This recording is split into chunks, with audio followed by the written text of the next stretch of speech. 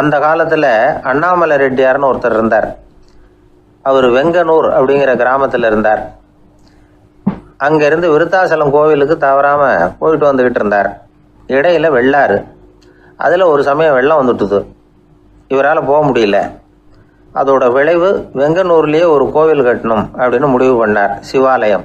அந்த சமயத்தில் வடநாட்டில் பஞ்சம். அதனால் அங்கே இருந்த பல சிற்பிகள் தென்னாட்டை நோக்கி வர ஆரம்பித்தாங்க. அவங்க வெங்கனூர் வழியாக வர்றது தெரிஞ்சதும் இவர் போய் பார்த்தார். இங்கே ஒரு கோவில் கட்டணும், அதுக்கு நீங்கள் உதவணும்னார். பஞ்ச காலத்தில் இப்படி ஒரு வாய்ப்பு கிடைச்சதில் அவங்களுக்கும் ரொம்ப மகிழ்ச்சி. உற்சாகத்தோடு ஒத்துக்கிட்டாங்க. ஆலய திருப்பணி ஆரம்பமாச்சு. அவங்களுக்கு வேண்டிய எல்லா வசதிகளையும் இவர் செஞ்சு கொடுத்தார். அவங்களுக்கு எந்த குறையும் இல்லாமல் பார்த்துக்கிட்டார். அது மட்டும் இல்லை, ஒவ்வொரு நாளும் அங்கே வருவார். உங்களுக்கு என்ன வேணும், எது வேணும்னு கேட்பார். ஏதாவது குறை இருந்தால் சொல்லுவாங்க, உடனே தீர்த்து வைப்பார். இவரும் கேட்பார், எந்த குறையாக இருந்தாலும் என்கிட்ட சொல்லுங்க அப்படின்னு சொல்லுவார். அதை தவிர இவராகவே கவனித்தும் அவங்களுக்கு என்னென்ன தேவைங்கிறத கண்டுபிடிச்சி அதையெல்லாம் கொடுத்துக்கிட்டு இருப்பார். என்ன தேவைன்னாலும் அதை நிறைவேற்றி வச்சுருவார். அந்த சிற்பிகளின் தலைவன் ஒருத்தன், அந்த ஆளுக்கு வெத்தலை பாக்கு போடுறது பழக்கம். இதை தெரிஞ்சுக்கிட்டு அதுக்காகவே ஒரு ஆளை ஏற்பாடு பண்ணார். வேணுங்கிறப்போலாம் நீ வெத்தலை சீவல் மடித்து கொடுக்க வேண்டியது உன் வேலை அப்படின்னு ஒருத்தனை ஏற்பாடு பண்ணிட்டார். இப்படியெல்லாம் செஞ்சதும் அவங்களுக்கும் ரொம்ப உற்சாகம். ரொம்ப பொறுப்பாக சிற்ப வேலைகளை செஞ்சுக்கிட்டு இருக்கிறாங்க. ஒரு நாள் என்னாச்சு தெரியுமா? அந்த சிற்பிகளின் தலைவன் ரொம்ப நுணுக்கமாக ஒரு வேலையை செஞ்சுக்கிட்டு இருக்கிறான். சாரம் போட்டு அது மேலே படுத்துக்கிட்டு அண்ணாந்து பார்த்து உச்சியில் நுணுக்கமான சிற்பங்களை உருவாக்கிக்கிட்டு இருக்கான். சிற்பியின் கவனம் செதறப்படாதுங்கிறதுனால இவர் மெதுவாக சத்தம் போடாமல் கிட்ட போய் நின்று அதை கவனிச்சிக்கிட்டு இருக்கிறார். அந்த சிற்பி வழக்கம் போல் வெத்தலை பாக்குக்காக இடது கையை கீழே நீட்டினான். அந்த சமயம் பார்த்து அவருக்கு தாம்பூலம் கொடுக்குறவன் அங்கே இல்லை, எங்கேயோ போயிருக்கிறான். அண்ணாமலை ரெட்டியார் என்ன பண்ணார் தெரியுமா? தனக்காக கொடுக்கப்பட்ட தாம்பூலத்தை வாங்கி சிற்பியின் கையில் கொடுக்குறார். அவன் வாங்கி போட்டுக்கிட்டான். இது என்ன இன்னைக்கு வெத்தலை சீவல் வேறு மாதிரி இருக்குது, வாசனை தாம்பூலமாக இருக்குது அப்படின்னு யோசனை பண்ணிவிட்டு கீழே திரும்பி பார்க்குறார். பார்த்தா ரெட்டியார் மறுபடியும் சிற்பி கை நீட்டும் பொழுது கொடுக்கறதுக்காக தாம்பூலத்தை மடித்து வாங்கி வச்சுக்கிட்டு தயாராக நிற்கிறார். சிற்பிக்கு அதிர்ச்சி. உடனே பொத்துன்னு கீழே குதிச்சான். ஐயா, என்ன இது நீங்களா அப்படின்னா.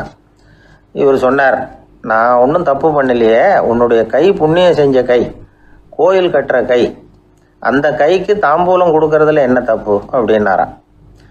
ஏற்கனவே பஞ்சத்தில் அடிபட்டு வந்த எங்களை நீங்கள் ஆதரித்ததே பெரிய விஷயம். இந்த செயல் என்னை ஒரு பெரிய கடனாளி ஆகிவிட்டுது. ஐயா, எங்களுக்கு உணவு உடை இதை மட்டும் நீங்கள் கொடுத்தா போதும், ஊதியம்னு எதுவும் வாங்க மாட்டோம் அப்படின்னு நானும். அந்த சிற்பி எவ்வளோ வற்புறுத்தியும் எதுவும் வாங்கிக்கலையாம். இந்த செய்தியை தமிழ் தாத்தா டாக்டர் ஊவேசா சொல்லியிருக்கிறார். அந்த காலத்தில் எப்படிப்பட்டவங்கெல்லாம் வாழ்ந்துருக்கிறாங்க பாருங்கள். இந்த காலத்தில் ஒருத்தர் கோவில் கட்டினார், வேலை செய்கிற எல்லாருக்கும் சாப்பாடு போடுவார். சிற்ப வேலை செஞ்சுட்டு சாப்பிட வர்ற ஒவ்வொருத்தர் கையையும் அன்பாக பிடிச்சி முத்தம் கொடுத்து உள்ளே அனுப்புவார். அந்த கைகளுக்கு நீங்கள் கொடுக்குற மரியாதையா அது அப்படின்னு கேட்டாங்க. அது இல்லைங்க, ஏற்கனவே முதல் பந்தியில் சாப்பிட வந்தவன் மறுபடியும் வர்றானான்னு கண்டுபிடிக்கிறதுக்காக கையை பிடிச்சி மோந்து பார்க்குறேன் அப்படின்னாராம் அவர். ஒரு ஆள் ராமகிருஷ்ணரை தேடி வந்தான். அவன் கையில் 1000 பொற்காசுகள் வச்சுருந்தான். அதை அவர்கிட்ட கொடுத்து இதை ஏற்றுக்கணும் அப்படின்னு ரொம்ப பணிவாக கேட்டுக்கிட்டான். அவர் பார்த்தார், இது எனக்கு தேவையில்லை, ஆனாலும் உன்னுடைய மனசை புண்படுத்துறதுக்கு நான் விரும்பலை, அதனால் நீ கொடுக்குறத வாங்கிக்கிறேன்னார். வாங்கிக்கிட்டார். அப்புறம் கேட்டார், இதை பாரு, இனிமேல் இதெல்லாம் என்னுடைய இது தானே அப்படின்னார். ஆமாம், அதையெல்லாம் நான் உங்களுக்கே கொடுத்துட்டேன்னா அவன். சரி, இப்போ நீ எனக்காக ஒரு காரியம் பண்ணணும்னார். என்ன செய்யணும்னு சொல்லுங்கன்னா, இந்த நாணயங்களையெல்லாம் எடுத்துக்கிட்டு போய் கங்கை நதியில் எரிஞ்சுட்டு வா அப்படின்னார். இவனுக்கு அதிர்ச்சியாக போச்சு. என்ன பண்ணுறது, இனிமேல் அது முடியாதுன்னு சொல்ல முடியாது. ஏன்னா அந்த நாணயங்களையெல்லாம் அவருக்கே கொடுத்துட்டான். இனிமேல் அதெல்லாம் இவனுடையது இல்லை. பேசாமல் அவ்வளோவே அள்ளிக்கிட்டு ஆத்தங்கரைக்கு போனான். போனவன் ரொம்ப நேரம் திரும்பியே வரல. ராமகிருஷ்ணருக்கு சந்தேகம், என்ன ஆச்சு அந்த மனுஷனுக்கு, காசுகளோடு அந்த கங்கையில் குதிச்சுட்டானா, போகும்பொழுதே ஒரு மாதிரியாக தான் போனான், போய் என்னன்னு பார்த்துட்டு வாங்க அப்படின்னார். அங்கே இருந்த ஒருத்தர் ஓடி போய் பார்த்தார். அவர் போய் பார்க்கும்பொழுது அவன் அங்கேயே இருந்தான். அதுக்கப்புறம் அவர் திரும்பி வந்தார். விவரத்தை சொன்னார். அதாவது அவன் கங்கை கரையில் உட்காந்துக்கிட்டு ஒவ்வொரு நாணயமாக 1 2ன்னு எண்ணி வீசிக்கிட்டு இருக்கிறான். அவனை சுற்றி ஒரு கும்பல் நின்றுக்கிட்டு அவனை தடுத்துக்கிட்டு இருக்குது அப்படின்னு விவரத்தை சொன்னார் போயிட்டு வந்தவர். இதை கேட்டதும் ராமகிருஷ்ணரே புறப்பட்டு அங்கே போனாராம். என்ன இப்படி பண்ணிகிட்டு இருக்கிற? நான் உன்னை அந்த நாணயங்களை கங்கையில் வீசி எறிய சொன்னேன், நீ ஏன் அதை எண்ணிக்கிட்டு இருக்கிற அப்படின்னார். பழக்கம்தான் காரணம். நான் ஒவ்வொரு நாளும் ஒவ்வொன்றா சேமித்து வச்சேன். இன்றைக்கி என்கிட்ட நிறைய இருக்குது. உங்களுக்கு ஒரு 1000 நாணயங்களை கொடுக்கணுங்கிறது என்னோட ஆசை அப்படின்னா. இப்போ ராமகிருஷ்ணர் சொன்னார், ஒரே நேரத்தில் எல்லாத்தையும் சம்பாதிச்சிருந்தா நீ எண்ணுறது பொருத்தமாக இருக்கும். எல்லாத்தையும் இழக்கும்போது ஒவ்வொன்றா எண்ணிக்கிட்டு இழக்கிறதுங்கிறது சரியான செயல் இல்லை. அதனால் ஒரே தடவையாக எல்லாத்தையும் தூக்கி எறிஞ்சிடும் அப்படின்னார். இது இழப்பது அப்படிங்கிற ஒரு உயர்ந்த நிலை. இதை நாம் யதார்த்த வாழ்க்கையில் சம்மந்தப்படுத்தி பார்த்து குழப்பிக்கிட்டு இருக்கக்கூடாது. இழக்கிறேன்னு சொல்லிக்கிட்டு இருக்கிற காசையெல்லாம் ஆற்றுலையும் குளத்துலையும் கொண்டு போய் எரிஞ்சிட்டு வாங்க அப்படின்னு உபதேசம் பண்ணுறதாக யாரும் நினச்சிடக்கூடாது. இதில் நாம் புரிஞ்சிக்க வேண்டியது என்னென்னா, எதையாவது ஒன்றை இன்னொருத்தருக்கு கொடுக்கணும் அப்படின்னு விருப்பப்பட்டால் அதை மனப்பூர்வமாக கொடுத்துடணும். கொடுத்துட்டு அதையே நினச்சிக்கிட்டு இருக்கக்கூடாது.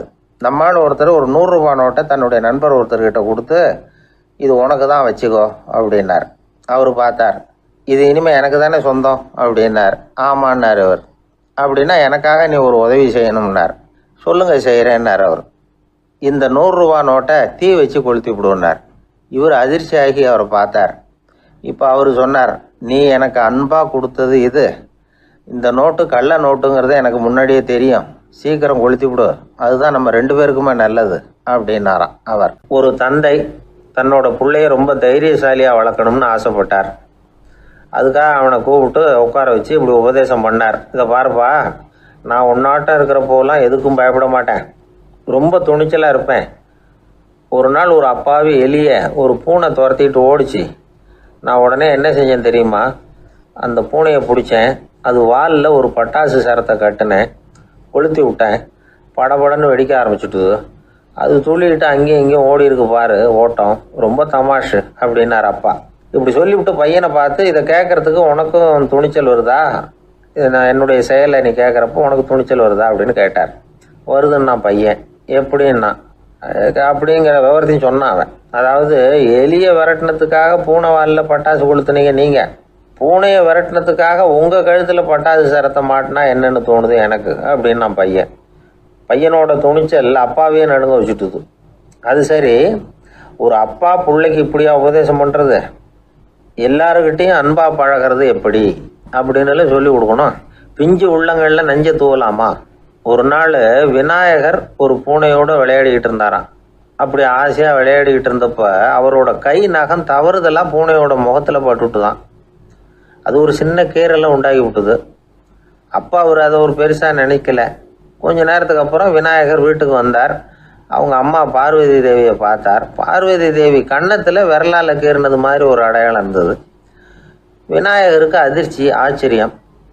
நம்ம அம்மா இந்த உலகத்துக்கே தாயார், அப்பேற்பட்ட அவங்க முகத்திலேயே கீறலை உண்டாக்கக்கூடியவங்க யாராக இருக்க முடியும் அப்படின்னு யோசனை பண்ணார். தாயே, உன்னுடைய கன்னத்தில் இந்த வடு எப்படிம்மா ஏற்பட்டதுன்னு கேட்டார். குழந்தாய், இது நீ செஞ்ச காரியம்தான்ப்பா, உன்னுடைய கை நகம் கீறினதுனால ஏற்பட்ட வடு தான் இது அப்படின்னாங்க அவங்க. விநாயகர் திடுக்கிட்டு போட்டார். எப்படிம்மா அது? நான் எந்த காலத்துலேயும் ஒன்று அப்படி கீறினதாக எனக்கு நினைவு இல்லையே அப்படின்னார். இன்னைக்கு காலையில் ஒரு பூனையை கீறினதை நீ மறந்துட்டியா அப்படின்னாங்க அந்த அம்மா. விநாயகர் திகைச்சு போய் நின்னார். பார்வதி தேவி சொன்னாங்க, இதை பாருப்பா, இந்த உலகத்தில் இருக்கக்கூடிய எல்லா உயிர்கள்லேயும் நான் இருக்கிறேன்.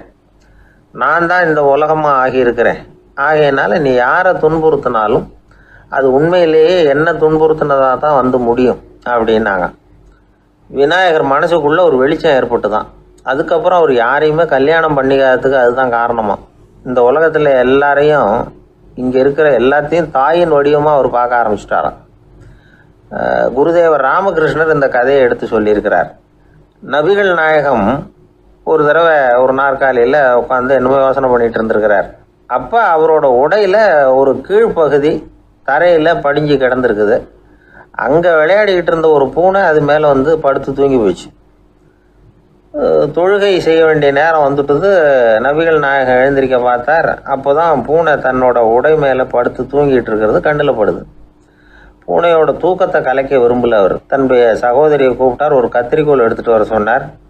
பூனை படுத்திருந்த உடைப்பகுதி மட்டும் இருக்குல்ல, அதை மட்டும் அதோட கத்திரிச்சு விட்டுட்டு அதுக்கப்புறம் அவர் எழுந்திரிச்சு தொழுகைக்கு போனாராம். அதாவது பிற உயிர்கள்கிட்ட எப்படி அன்பு காட்டணுங்கிறத பெரியவங்க எவ்வளவோ விதத்தில் நமக்கு எடுத்து காட்டியிருக்கிறாங்க. இருந்தாலும் எத்தனை பேர் மனசில் அதெல்லாம் உரைச்சிருக்குது? நாமளும் நம்ம ட்ரெஸ்ஸு மேலே ஒரு பூனை படுத்திருந்தா ஒரு கத்திரிக்கோலை தான் தேடுவோம், எடுத்துகிட்டு வர சொல்லுவோம். துணியை வெட்டுறதுக்கு பதிலாக இல்லை அதோட வாழை வெட்டினா என்ன அப்படின்னு தோணும். ஒரு ஆள் ரொம்ப பிரியமாக ஒரு பூனையை ஆற்றுல குளிப்பாட்டிக்கிட்டு இருந்தானா. எப்படி? அந்த பூனையை ஆற்று தண்ணியில் அமுக்கி அமுக்கி குளிப்பாட்டிக்கிட்டு இருக்கிறான். அந்த வழியாக போன ஒருத்தர் இதை பார்த்தார். இதை பார்ப்பா, பூனையை அது மாதிரி ஆற்று தண்ணியில் அமுக்கி குளிப்பாட்டாத, மூச்சு திணறி செத்து போடும் அப்படின்னு அட்வைஸ் பண்ணார். நீ போய் அவன் வேலையை பார்த்துக்கிட்டு, எனக்கு எல்லாம் தெரியும்னா இவன். சரின்னு அவர் போயிட்டார். கொஞ்ச நேரம் கழித்து அவரே அந்த வழியாக திரும்பி வந்துக்கிட்டு இருந்தார். ஆற்றுல பூனையை குளிப்பாட்டிக்கிட்டு இருந்தவன் அழுதுகிட்டு உட்காந்துருக்கிறான். பக்கத்தில் அந்த பூனை செத்து கிடக்குது. இதை பார்த்தார் பெரியவர். நான் தான் அப்போவே சொன்னேனே அந்த பூனையை ஆற்றுல நினைக்காதேன்னு, அதை கேட்டிருந்தா இப்படி ஆயிருக்குமா அப்படின்னார். அந்த ஆள் கோபமாக இவரை முறைச்சி பார்த்தான். அட போய்யா, இந்த பூனை ஆற்றுல குளித்ததுனால ஒன்றும் செத்து போகல, குளித்ததுக்கு அப்புறம் அதோட உடம்பு ஈரமாக இருக்குதுன்னு அதை புழிஞ்சேன், அதனால தான் இப்படி ஆயிட்டுது அப்படின்னு நானா. ஒருத்தரை பார்த்து உன்னுடைய நண்பர்கள் யார் அப்படின்னு ஒரு கேள்வி கேட்டு பாருங்க. கொஞ்சம் யோசித்து பதில் சொல்லுவாங்க. அவங்கக்கிட்டேயே உன்னுடைய எதிரிகள் யார் அப்படின்னு கேளுங்க, கடகடன்னு ஒப்பிச்சிருவாங்க. நம்ம மனசு இருக்க அது எப்படின்னா, நம்ம நண்பர்களை விட எதிரிகளை அது நல்லா ஞாபகத்தில் வச்சுக்கும். இது ஒரு ஆச்சரியமான உண்மை. உங்களால் நண்பர்களை மறந்துட முடியும், ஆனால் எதிரிகளை மறந்துட முடியாது. இது ஒரு வேடிக்கையான நிலைமை தான். அழகான தருணங்களை நாம் ஏன் மறந்துடுறோம்? இது இயற்கை. ஏன்னா நம்ம மனசு மலர்களை கவனிக்கிறது இல்லை, அதில் இருக்கிற முள்ளை தான் கவனிக்குது. தன்னை காயப்படுத்துகிற எதையும் அது உடனே கண்டுகொள்ளுது. ஒரு தெளிந்த சிந்தனை உடைய மனசு மிக அழகாக உள்ள எல்லாத்தையும் கவனிக்கும். அது நன்றியுடன் உணரக்கூடிய எல்லாத்தையும் பார்த்து குறிச்சிக்கும். இப்படிப்பட்டவங்க வாழ்க்கை இயல்பாகவே நல்லா அமையும். அது ரொம்ப அபூர்வம். மனசில் உள்ள ஒரு சிறிய அமைப்பை மாற்றுவதை பொறுத்து தான் இந்த விஷயம் அப்படிங்கிறார் ஓஷோ. ஒரு யூத கோவில் இருந்து தான், அது யூதர்களின் மடமாகவும் இருந்தது. அங்கே ஒரு தலைமை குரு, அவர் ரொம்ப கண்டிப்பானவர். அந்த கோவிலை ஒட்டி ஒரு தோட்டம். ஒரு நாள் காலையில் அந்த தோட்டத்தில் 2 இளம் யூதர்கள் நடந்து போய்கிட்டு இருக்கிறாங்க. காலையில் 1 மணி நேரம், மாலையில் 1 மணி நேரம் அவங்க அந்த தோட்டத்தில் நடக்கிறதுக்கு அனுமதி உண்டு. மற்ற நேரங்களில் அவங்க மத புத்தகங்களை படிக்கணும், பிற விதிமுறைகளை கடைபிடிக்கணும். அந்த 2 பேருமே தொடர்ந்து புகைப்பிடிக்கிற பழக்கம் உள்ளவங்க. ஆனால் கோவில் மடத்தில் இருக்கிறப்போ அவங்க புகைப்பிடிக்க முடியாது, அது கடுமையான குற்றம். சரி, நாம் தோட்டத்தில் இருக்கிறப்போவாவது புகைப்பிடிக்கலாமா அப்படின்னு ஒரு ஆசை அவங்க 2 பேருக்குமே. இருந்தாலும் பயம். இப்படி கேட்டால் மதகுரு என்ன சொல்லுவாரோ அல்லது என்ன செய்வாரோங்கிற பயம். இப்படியே கொஞ்ச நாள் ஆச்சு. ஒரு நாள் இந்த 2 பேரில் ஒருத்தன் ரொம்ப கலங்கி போய் அந்த கோவிலில் இருந்து வெளியில் வந்துக்கிட்டு இருந்தான். வந்தவன் நேராக தோட்டத்து பக்கம் போனான். அங்கே இன்னொருத்தன் ஆனந்தமாக புகை பிடிச்சிக்கிட்டு இருக்கிறான். அதை பார்த்து தான் இவனுக்கு அதிர்ச்சி. அட கடவுளே, என்ன இது, நீ கேட்காமலே ஆரம்பிச்சிட்டியா அப்படின்னா. இல்லை நான் கேட்டுவிட்டு தான் ஆரம்பிச்சிருக்கேன்னா அவன். அப்படியா, என்ன மனுஷன் இவர், நானும் தான் கேட்டேன், என்னை கண்ணாமுன்னான்னு திட்டிவிட்டார். இது என்ன கோவிலா இல்லை நரகமா? உனக்கு புகை பிடிக்கணும்னு ஆசையாக இருந்தால் நரகத்துக்கு போகணும்னு சொல்லிவிட்டார். அது சரி, உன்னை மட்டும் எப்படி அனுமதிச்சார் அப்படின்னு கேட்டான் இவன். அவன் சிரிச்சுக்கிட்டே, நீ எப்படி கேட்ட சொல்லு அப்படின்னா. நாம் இந்த தோட்டத்துக்கு வர அனுமதிக்கப்பட்டிருக்கிறதே ஜபத்துக்காகத்தானே, அதனால் நான் ஜபம் சொல்லும் பொழுது புகை பிடிக்கலாமா அப்படின்னு கேட்டேன். அதுக்கு தான் அவர் சத்தம் போட்டு என்னை அடிக்கவே வந்துட்டார் அப்படின்னா இவன். நீ ஒரு மாதிரியாக கேட்டிருக்க, நான் வேறு மாதிரியாக கேட்டிருக்கிறேன். ஜெபம் சொல்லும்போது புகை பிடிக்கலாமான்னு நீ கேட்டிருக்க. ஐயா, புகை பிடிக்கும் பொழுது ஜெபிக்கலாமா அப்படின்னு நான் கேட்டேன். அதில் தப்பு ஒன்றும் இல்லை அப்படின்னு பதில் சொல்லிட்டார் அப்படின்னா. ஒரு சிறிய மாற்றம்தான் அது மிகப்பெரிய மாறுதலை ஏற்படுத்தி விட்டது. மனசு நல்ல விதமாக சிந்திக்க ஆரம்பிச்சுட்டுதுன்னா மகிழ்ச்சிக்கு பஞ்சம் இல்லை. ஒரு கஞ்சன் ஆற்றுல விழுந்துட்டான். வெள்ளத்தில் தத்தளிச்சுக்கிட்டு இருக்கிறான். கரையில் நின்ன ஒருத்தர் உன் கையை கொண்டா இப்படி பிடிச்சி இழுத்து கரையில் சேர்த்து விடுறேன்னார். எதையும் கொடுத்து பழக்கம் இல்லாத அவன் கையையும் கொடுக்க மாட்டேன்னுட்டான். இவர் பார்த்தார், உன் கையை கொடுன்னு சொல்கிறதுக்கு பதிலாக நான் என் கையை கொடுக்குறேன் பிடிச்சிக்கோ அப்படின்னார். அவன் கப்புன்னு பிடிச்சிக்கிட்டான், இழுத்து கரையில் போட்டார். இந்த உலகத்தில் எத்தனை வகையான மனிதர்கள் இருக்கிறாங்க, ஒவ்வொரு மனிதனுமே ஒவ்வொரு வகை அப்படிங்கிறாங்க விஞ்ஞானிகள். மனிதர்களை 3 வகையாக பிரிக்கலாம் அப்படின்னு சொல்கிறாங்க மெய்ஞானிகள். இவங்களை பற்றிலாம் ஏற்கனவே நாம் பேசியிருக்கிறோம். இப்போ டாக்டர் எட்வர்டு பேட்ச் அப்படிங்கிற நிபுணர் என்ன சொல்கிறார் தெரியுமா? மனிதர்களை 7 வகையாக பிரிக்கலாம்ங்கிறார். மனிதர்களின் மனநிலை அடிப்படையில் அவங்கள 7 விதமாக வகைப்படுத்துகிறார் அவர். சரி, அது என்ன 7 வகை? முதல் வகை என்னன்னா பயந்த குணம் உள்ளவங்க. சார் ரொம்ப பயந்த சுபாவம், வீட்டில் கூட வாயே திறக்க மாட்டார், சாப்பிட போகிறப்ப மட்டும்தான் கொஞ்சம் வாயை திறப்பார், அப்புறம் மூடிக்குவார் அப்படின்னு சில பேரை பற்றி நாம் பேசிக்கிறது உண்டு. இவங்கெல்லாம் இந்த வகை, அதாவது பயந்த குணம் உள்ளவர்கள் அப்படிங்கிற முதல் வகை. சரி, 2வது வகை என்னன்னா சஞ்சலப்படுகிறவர்கள், எதுக்கு எடுத்தாலும் கலக்கம் குழப்பம், இப்படியே காலம் தள்ளிட்டு இருப்பாங்க. பல பேர் பார்த்துருப்பீங்க. அவங்கெல்லாம் இந்த வகை. 3வது வகை என்னன்னா யதார்த்த உலகை மறந்து கற்பனை உலகத்திலேயே மிதக்கிறவங்க. இளைஞர்கள், கவிஞர்கள், இப்படி பல பேர் இருக்கிறாங்க. எப்போ பார்த்தாலும் கற்பனை உலகத்திலேயே மிதந்துக்கிட்டு இருப்பாங்க. கிட்டத்தில் போய் என்னங்க ஒரு மாதிரியாக இருக்கிறீங்க அப்படின்னு கேட்டு பாருங்க, அவங்களெல்லாம் ஏதோ ஒரு அற்ப புழுவை பார்க்குறது மாதிரி அவங்கள பார்ப்பாங்க. அதுவும் அந்த வானத்து நிலாவை பாருங்கள், அது என்னை வா வான்னு கூப்பிடுது, எனக்கு சீக்கிரத்தில் ஒரு நாள் சிறகுகள் முளைக்கும், சிறகடித்து வானத்தில் பறந்து போவேன், அந்த செல்ல நிலாவை கொஞ்சிவிட்டு வருவேன், இப்படிலாம் பேசிகிட்டு இருப்பாங்க.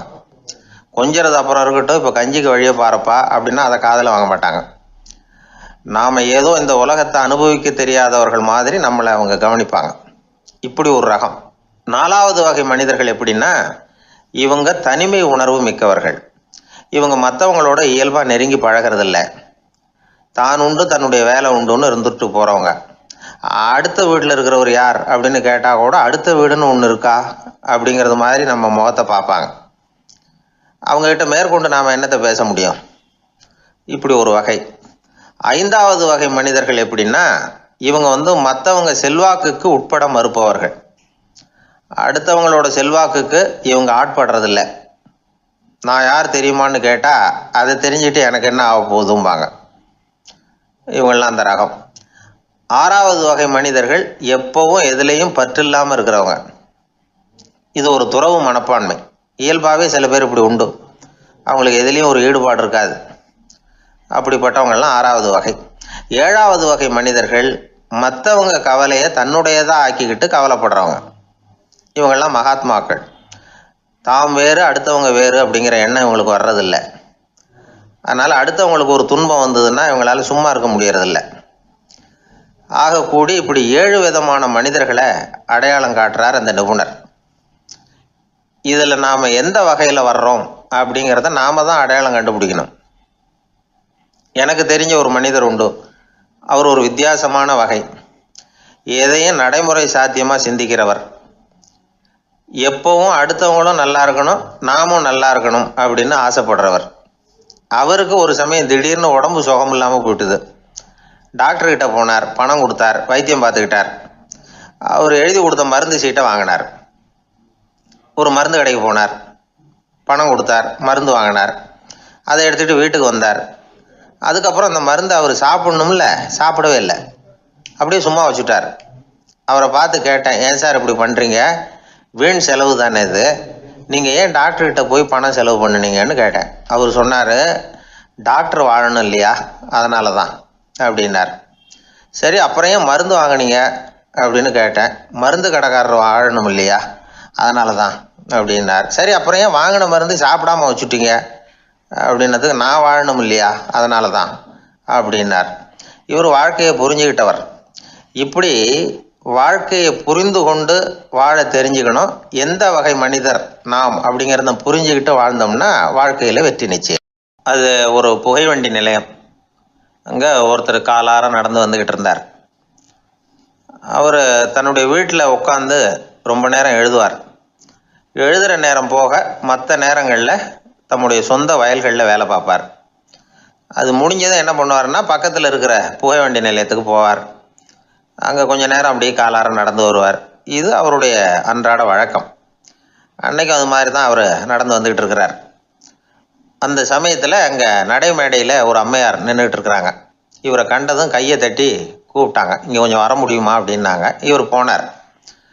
என்னங்கன்னு விசாரித்தார். அந்த அம்மையார் விவரம் சொன்னார். ஐயா, நானும் என்னுடைய வீட்டுக்காரரும் இங்கே வந்தோம். அதுவும் நிற்கிதே, அந்த ரயிலில் ஏறி ஊருக்கு போகணும். என்னுடைய வீட்டுக்காரர் அதுவும் அந்த உணவு விடுதிக்கு போயிருக்கார், இன்னும் வரல. அவர் வர்றதுக்குள்ளே ரயில் புறப்பட்டுரும் போல இருக்கு. நீங்கள் ஓடி போய் அவரை அழைச்சிக்கிட்டு வர முடியுமா அப்படின்னு கேட்டாங்க. சரின்னார் இவர். உடனே அந்த அம்மா தன்னுடைய கணவர் எப்படி இருப்பார் அப்படிங்கிற அடையாளங்களை கொஞ்சம் சொல்லி அனுப்புனாங்க. போய் தேடிட்டு இருக்க வேண்டாமேங்கிறதுக்காக. பார்க்குறதுக்கு எப்படி இருப்பார், இந்த மாதிரி ஆடை அணிஞ்சிருப்பார் அப்படின்னு விவரமாக சொன்னாங்க. அதை இவர் கவனமாக கேட்டுக்கிட்டார். நீங்கள் போய் அழைச்சிட்டு வாங்க, வந்த உடனே உங்களுக்கு உண்டான கூலியையும் கையோடு கொடுத்து விட்றேன் அப்படின்னாங்க அந்த அம்மா. இவர் போனார். அந்த அம்மா சொன்ன அடையாளங்களை வச்சு அவர் வீட்டுக்காரரை கையோடு கூட்டிகிட்டு வந்துட்டார். கொண்டுட்டு வந்து அந்த அம்மா கிட்ட ஒப்படைச்சார். உடனே அவரும் ஏற்கனவே சொன்ன பிரகாரம் அவருக்கான கூலி பணத்தையும் கொடுத்தாங்க. அவரும் எதுவும் மறுப்பு சொல்லாமல் அதை வாங்கிக்கிட்டார். வாங்கிக்கிட்டு திரும்பினார். அந்த சமயத்தில் எதிரில் வந்த ஒருத்தர் அவர் அடையாளம் கண்டுபிடிச்சிக்கிட்டார். அவங்க ரெண்டு பேரும் பேசிக்கிறது இவங்க காதில் விழுந்தது. அப்போ தான் இவங்களுக்கு அது புரிஞ்சுது. இவங்கக்கிட்ட கூலி வாங்கினவர் யாருன்னா அவர் தான் பேரறிஞர் லியோ டால்ஸ்டாய் அப்படிங்கிறது புரிஞ்சுது அவங்க ரெண்டு பேரும் பேசிக்கிறத வச்சு. ரஷ்ய நாட்டின் மிகப்பெரிய ஞானி லியோ டால்ஸ்டாய், சோவியத் நாட்டின் ஈடு இணையற்ற இலக்கிய மேதை. இது தெரிஞ்ச உடனே அந்த அம்மா அவர்கிட்ட ஓடினாங்க. ஐயா, உங்களுக்காக நான் கூலி கொடுத்தேன், நான் பெரிய தவறு பண்ணிவிட்டேன் அப்படின்னு சொல்லி வருத்தப்பட்டாங்க. பரவாயில்ல, ஆனால் நீங்கள் எனக்கு கொடுத்த கூலி பணத்தை நான் திருப்பி கொடுக்க மாட்டேன். ஏன் தெரியுமா, அது நான் உழைச்சி பெற்ற தொகை அப்படின்னார். யாருக்குமே அதிக மகிழ்ச்சியை தரக்கூடிய பணம் எதுன்னு கேட்டால் அது அவங்க உழைப்புக்கு ஊதியமாக கிடைக்கிற பணம் தான். நம்ம ஆட்கள் சில பேருக்கு உழைக்காமல் கிடைக்கிற தீய வழியில் வருகிற பணம் கூட மகிழ்ச்சியை கொடுக்கும். ஒரு பெரிய தொழிற்சாலை, அதோட முதலாளி கடுமையான ஒரு கட்டுப்பாடு விதிச்சிருந்தார். அது என்ன கட்டுப்பாடுன்னா, இந்த தொழிற்சாலைக்கு உள்ள யாரும் சிகரெட்டு பிடிக்கக்கூடாது அப்படிங்கிறது தான். ஒரு நாள் இந்த முதலாளி தன்னுடைய தொழிற்சாலையை சுற்றி பார்த்துக்கிட்டு வரார். அப்போது ஒரு இளைஞன் உள்ள சிகரெட்டு பிடிச்சிக்கிட்டு இருந்தான். அதை பார்த்து விடுறார். அவ்வளவுதான், அவருக்கு கோபம் வந்துட்டுது. உடனே உதவியாளரை கூப்பிட்டார். அதோ பாரு, அந்த சிகரெட்டு பிடிச்சிக்கிட்டு இருக்கிறானே, அவன் கணக்கை முடித்து வெளியில் அனுப்பி வச்சிரு அப்படின்னு உத்தரவு போட்டார். அது பிரகாரம் உடனே அவனை அழைச்சிட்டு போய் கணக்கு பார்த்து சம்பள பாக்கி அப்புறம் உதவித்தொகை எல்லாத்தையும் மொத்தமாக கையில் கொடுத்து வெளியில் அனுப்பி வச்சுட்டாங்க. அவன் பணத்தோடு வெளியில் வந்தான். ஏதோ யோசனை பண்ணபடியே நின்றுக்கிட்டு இருந்தான். அவன் என்னப்பா யோசிக்கிற அப்படின்னாரு எதிரில் வந்தவர். இவன் சொன்னான், ஒன்றும் இல்லை, என்னோட நண்பன் ஒருத்தனை பார்க்கறதுக்காக உள்ளே போனேன். பேர் என்னன்னு கேட்டுட்டு ஒரு 50,000 ரூபா பணத்தையும் கொடுத்து வெளியில் அனுப்பி வச்சுட்டாங்க. அதுதான் ஏன்னு புரியல, யோசனை பண்ணிகிட்டு இருக்கிறேன் அப்படின்னு நானாக்குவேன்.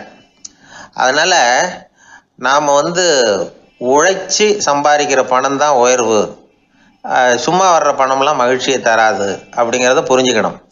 அப்பேற்பட்ட ஞானி ரஷ்ய மேதை அவர் பாருங்கள், அந்த பணத்தை வாங்கின பணத்தை திருப்பி கொடுக்க மாட்டேன்னு விட்டார். ஏன்னா அது உழைத்து பெற்ற தொகை, அதை நான் கொடுக்க மாட்டேன்னார். அதனால் நமக்கு செல்வம் சேர்க்கறது பெருசு இல்லை, அந்த சேருகிற செல்வம் நமக்கு மகிழ்ச்சியை கொடுக்கணும். அதுக்கு என்ன வழின்னா நாம் உழைத்து சம்பாதிக்கணும் அப்படிங்கிறத அதிலிருந்து புரிஞ்சிக்க வேண்டியது ரொம்ப அவசியம். அதனால் உழைப்போம் உயர்வோம், இதுதான் வெற்றியின் ரகசியம். ஒரு ஆள் அசையாமல் கிடக்கிறார், அவர் இருக்காரா போயிட்டாராங்கிறத எப்படி முடிவு பண்ணுறோம்? அவர் மூக்குக்கு முன்னாடி புறங்கையை வச்சு பார்க்குறோம், மூச்சு வருதா இல்லையா அப்படிங்கிறத கண்டுபிடிக்கிறதுக்காக. மூச்சுங்கிறது அவ்வளவு முக்கியமான ஒரு விஷயம். சுவாசம் இல்லைன்னா எதுவுமே இல்லை. நம்ம பூமி இருக்க அது கூட சுவாசிக்குதுங்கிறத சோவியத் விஞ்ஞானிகள் கண்டுபிடிச்சிருக்கிறாங்க. பூமிக்கு மேலே இருக்கிற மண் அடுக்கில் காற்றில் உள்ள ஆக்சிஜன் ஆக்சிகரணம் அடையுது அப்படின்னு தான் இது வரைக்கும் எல்லாரும் நம்பிக்கிட்டு இருந்தாங்க. ஆனால் இப்போ என்ன கண்டுபிடிச்சிருக்கிறாங்கன்னா, அந்த ஆக்சிஜன் பூமிக்குள்ளே 1 கிலோமீட்டர் ஆழம் வரைக்கும் ஊடுருவி போகுதான். பூமிக்குள்ளே 2 பக்கமும் பல கிலோமீட்டர் வரைக்கும் பரவுதான். பூமிக்குள்ளே இருக்கிற நீர்நிலை அடுக்குகள் தான் நுரையீரல் செய்கிற வேலையை செய்யுதான். நம்ம உடம்புல நுரையீரல் இல்லைன்னா ஒன்றும் நடக்காது. ஒரு மரத்தை தலைகீழாக தொங்க போட்டால் எப்படி இருக்கும் அப்படி யோசிச்சு பாருங்கள். அப்படி தான் இதுவும் நுரையீரலும் அப்படி தான் இருக்கும். வலது பக்கம் ஒன்று, இடது பக்கம் ஒன்று. வலது பக்கம் நுரையீரல் கொஞ்சம் பெருசாக இருக்கும். நுட்பமான நரம்பு குழாய்கள் அதில் இருக்கும். கோடிக்கணக்கான நுண்ணிய குழாய்களை வச்சுக்கிட்டு தான் அது வேலை செய்யுது. 25 கோடி குழாய்கள் இருக்கும். அதை அப்படியே முழுசாக பிரித்து பரப்புனா ஒரு டென்னிஸ் கோர்ட்டில் பாதி பரப்பளவு இருக்குமா. நுரையீரல் நிறம் கருஞ்சிவப்பு தான். புகை அதிகமாக உள்ளே போச்சுன்னா அது கருப்பாயிடுது. காற்றுல உள்ள பிராணவாயுவை இது இழுத்து எடுத்துக்கிட்டு ரத்தத்தை சுத்தப்படுத்துகிற முக்கியமான வேலையை இது செய்யுது. அசுத்த காற்றை வெளியில் அனுப்பி வச்சுருது.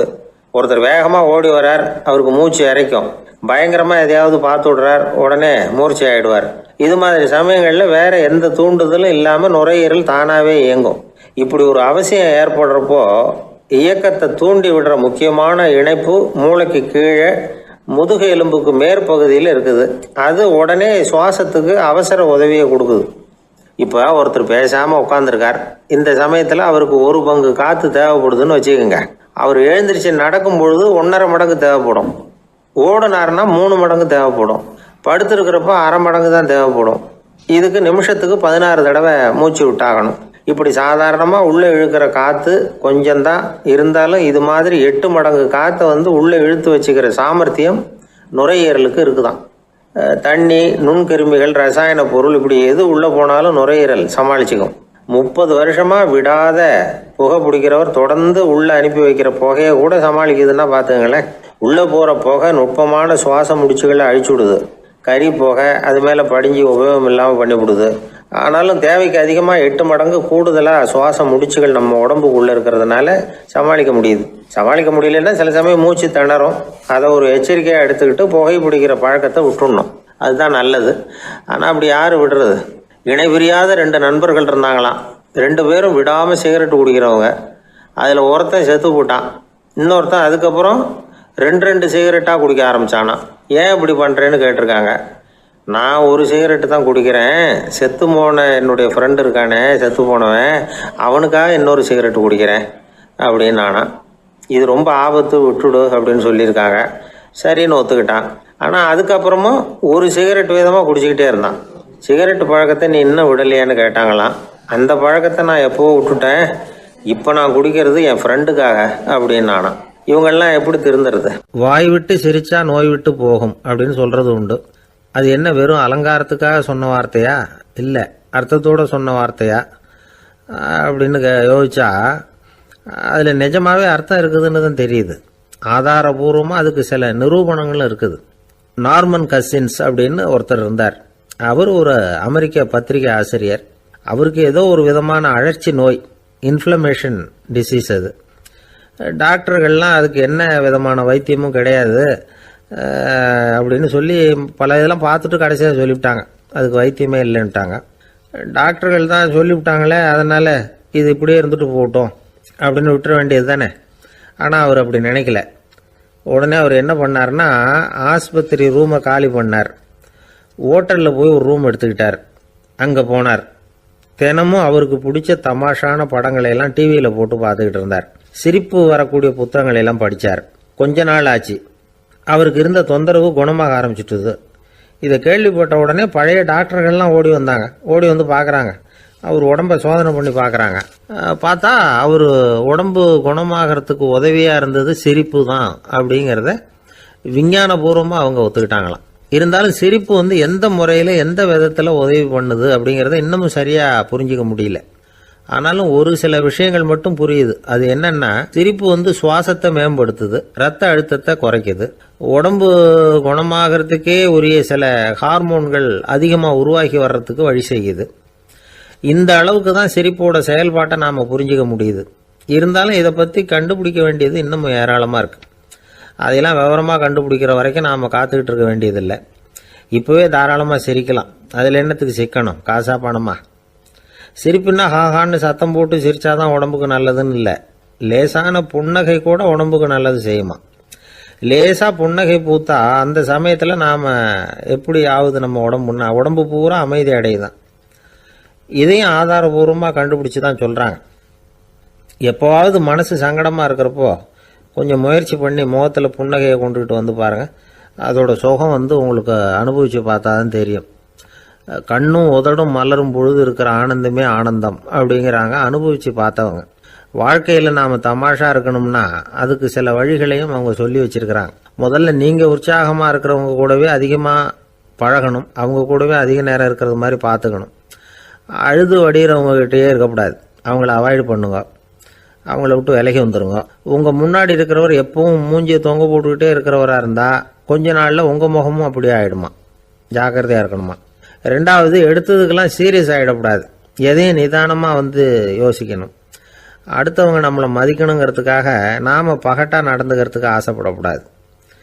உங்களுக்கு பிடிச்ச தமாஷான வீடியோ படங்கள், புத்தகங்கள் இதையெல்லாம் லிஸ்ட்டு போட்டுக்கிட்டு முடிஞ்ச அளவுக்கு வாங்கி சேர்த்து வீட்டுக்குள்ளேயே ஒரு லைப்ரரி உண்டாக்கிக்கலாம். ஒரு பெரிய பிஸ்னஸ்மேன், ரொம்ப வெற்றிகரமாக பிஸ்னஸ் பண்ணுறவரான். அவர் எப்படின்னா அடிக்கடி ரயிலில் பிரயாணம் பண்ணுறப்போ நியூஸ் பேப்பரை வச்சுக்கிட்டு ரொம்ப சுவாரஸ்யமாக படிச்சுக்கிட்டே போகிறான். நியூஸ் பேப்பரில் அப்படி என்ன சுவாரஸ்யமான விஷயம் அப்படின்னு எட்டி பார்த்தா அதுக்குள்ளே ஒரு காமிக் புஸ்தகத்தை வச்சுக்கிட்டு படிச்சுக்கிட்டு இருப்பாரான். என்னங்க அப்படின்னு கேட்டால், என் மனசு லேசாக இருக்கிறதுக்கு இது ரொம்ப உதவியாக இருக்குது அப்படின்னு பாரான்.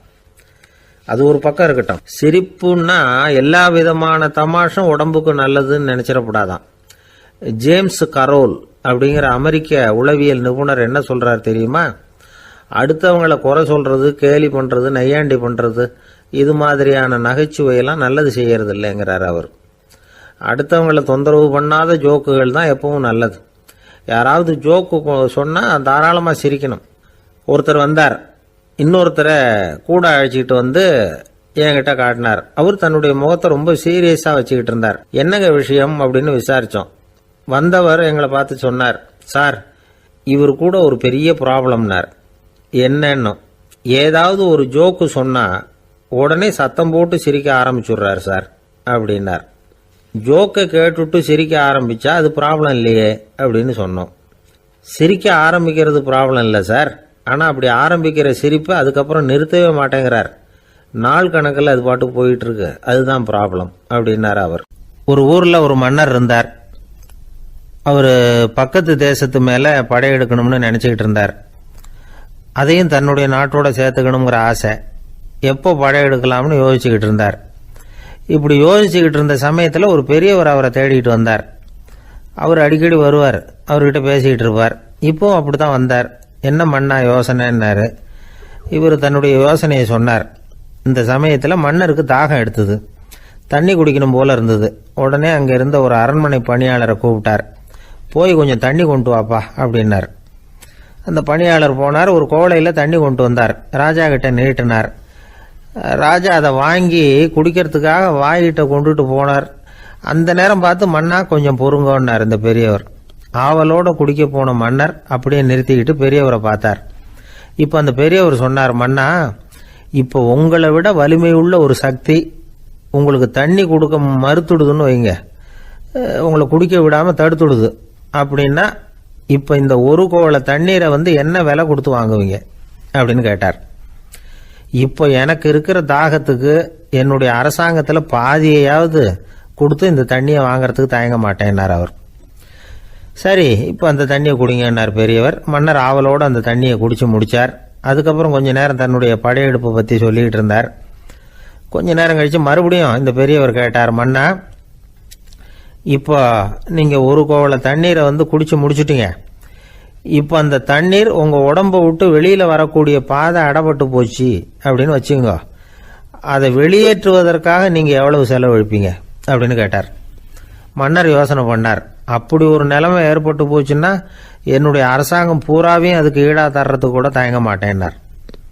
இப்போ அந்த பெரியவர் சொன்னார், எந்த அரசாங்கத்தின் மதிப்பு ஒரு கோவள தண்ணீர் அளவுக்கு கூட இல்லையோ அந்த அரசாங்கத்தை அடையணுங்கிற பேராசையில் மனிதர்கள் தங்களுடைய சகோதரர்கள் கூடவே சண்டை போட்டுக்கிறாங்களே, அதில் ஏதாவது அர்த்தம் இருக்குதா அப்படின்னாராம். மன்னருக்கு இப்போ தான் அர்த்தம் புரிஞ்சுதான். மனசில் தெளிவு உண்டாச்சு. தன் மனசுக்குள்ளே உண்டான வெறியை விரட்டி அடிச்சு விட்டார். அதுக்கப்புறம் நிம்மதியாக ஆட்சி புரிஞ்சார். இப்படி ஒரு கதை. உயிருக்கு என்ன விலை கொஞ்சம் யோசனை பண்ணி பாருங்கள். ஆனால் அது இப்போ எவ்வளோ மலிவாக போயிட்டுது, அதையும் யோசனை பண்ணி பாருங்களேன். ஆசை வந்து பேராசையாக மாறுது, அப்புறம் அது வெறியாக ஆகுது, அதுக்கப்புறம் பைத்தியம் முடியுது. இந்த காலத்து மனிதர்களுக்கு 2 விதமான பைத்தியம் பிடிச்சிருக்கிறதாக ஒரு பெரியவர் சொல்கிறார். ஒன்று பணம், இன்னொன்று அதிகாரம். இதெல்லாம் எவ்வளவு காலத்துக்கு நீடிக்கும்? ஒரு சர்வாதிகார நாட்டில் 3 பேர் ஜெயிலில் இருட்டு அறையில் பேசிக்கிட்டு இருக்கிறாங்க. நீ எப்படி இந்த ஜெயிலுக்கு வந்த அப்படின்னு ஒருத்தர் கேட்டாராம். இந்த நாட்டு ராஜாவை ஆதரித்து நான் பிரச்சாரம் பண்ணினேன், அதனால் கூட்டத்தில் தகராறு வந்துட்டுது, கலவரமாக போச்சு, அதுக்கு நான் தான் காரணம்னு அரெஸ்ட் பண்ணி இங்கே கொண்டாந்து போட்டாங்க அப்படின்னாராம் அவர். சரி, நீ எப்படி இங்கே வந்த அப்படின்னு இன்னொருத்தரை பார்த்து கேட்டிருக்கார். நான் இந்த நாட்டு ராஜாவை எதிர்த்து பிரச்சாரம் பண்ணேன், அதனால் கலவரம், அரெஸ்ட் பண்ணி கொண்டாந்து போட்டாங்கன்னார். சரிப்பா, நீ எப்படி அங்கே வந்த அப்படின்னு 3வது ஆளை பார்த்து இவங்க கேட்டாங்களாம். இதுக்கு அந்த ஆள் மெதுவாக வெளிச்சத்துக்கு வந்து நான் தான் இந்த நாட்டு ராஜா அப்படின்னாராம். ஒரு நண்பர் ஆனந்தமாக சிகரெட் பிடிச்சிக்கிட்டு இருந்தார். இந்த பழக்கத்தை விட்டுவிடுங்களேன் அப்படின்னு சொல்லி பார்த்தோம். விட்டுடலாம்னு தான் பார்க்குறேன், ஆனால் முடியலையேன்னார். மனசு வச்சா எல்லாம் முடியும் அப்படின்னோம். அவர் கொஞ்ச நேரம் யோசனை பண்ணார். அப்புறம் சொன்னார், சரி சார், இதுதான் நான் பிடிக்கிற கடைசி சிகரெட் அப்படின்னு சொல்லி ரொம்ப அழுத்தமாக புகையை உள்ளுக்கு இழுத்தார். அதுக்கப்புறம் அந்த துண்டு சிகரெட்டை வீசி எறிஞ்சுட்டார். ஒருத்தர் இது மாதிரி தீர்மானம் பண்ணி தன்னுடைய கடைசி சிகரெட்டை தூக்கி எறிஞ்சுட்டாருன்னா அது ஒரு பெரிய விஷயம்தான். அதுக்கு பிறகு அவர் உடம்புல படிப்படியாக என்னென்ன மாற்றங்கள் நடக்கும் அப்படிங்கிறத பற்றி ஒரு விவர பட்டியலே வெளியிட்டிருக்கிறாங்க. அது என்ன விவரம் தெரியுமா? ஒருத்தர் புகைப்பிடிக்கிற பழக்கத்தை நிறுத்துறாருன்னு வச்சுங்க. அப்படி அவர் நிறுத்தின 20 நிமிடங்களுக்குள்ள உயர் ரத்த அழுத்தம், உடல் வெப்பம், நாடி துடிப்பு இதெல்லாம் சரியான நிலைமைக்கு வந்துடுதான். 8 மணி நேரத்துக்குள்ள இந்த ஸ்மோக்கர்ஸ் பிரீத் அப்படிங்கிற தன்மை மறைஞ்சிருதான். ரத்தத்தில் உள்ள கார்பன் மோனாக்சைடு அளவு குறையுதான், ஆக்சிஜன் அளவு கூடுதான், சரியான அளவுக்கு வந்துடுதான். ஒருத்தர் கடைசி சிகரெட்டை தூக்கி எறிஞ்சுட்டார்னா 24 மணி நேரத்துக்குள்ள மாரடைப்பு ஏற்படுறதுக்கான வாய்ப்பு குறைஞ்சுடுதான். 48 மணி நேரத்துக்குள்ள உணர்வு நரம்புகளின் முனைப்பகுதிகள் மறுபடியும் ஒன்று சேர்ந்துருதான்.